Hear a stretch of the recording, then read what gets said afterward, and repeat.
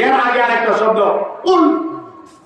উল, হে নবী আপনি আপনার উম্মতকে বলেন নামাজ পড়ে নাই, রোজা রাখে নাই, হজ করে নাই, যাকাত দেয় নাই, নিজের মনের চাহিদা অনুযায়ী যা মন চাইছে তাই করেছে, সুদ খেয়েছে, ঘুষ খেয়েছে, দুর্নীতি করেছে।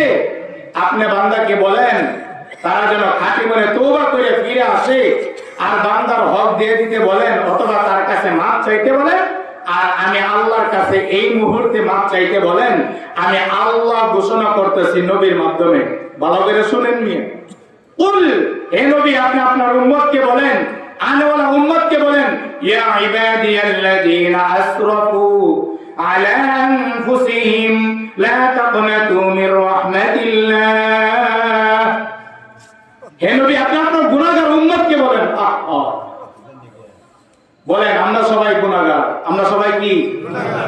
এমন কেউ আছে বলতে পারবেন যে হুজুর আমি গুনাহ করি না?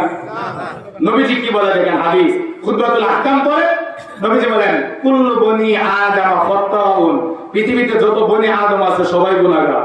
ওয়া খায়রুল খাত্তাইনা আত-তাওয়াবুন, যারা খাঁটি মনে তওবা করে আল্লাহর কাছে মাপ চা আর ঋণ পরিশোধ করে, মা বাবার কাছে ক্ষমা চা, ঋণ পরিশোধ করে, তারা যদি খাঁটি মনে তওবা করে, আমি আল্লাহ বলতেছি ইন্নাল্লাহা ইয়াগফিরুয যুনুবা জামিআ, জামিআ, আমি আল্লাহ তার জীবনের সব গুনাহ মাফ করার দায়িত্ব আমি আল্লাহ।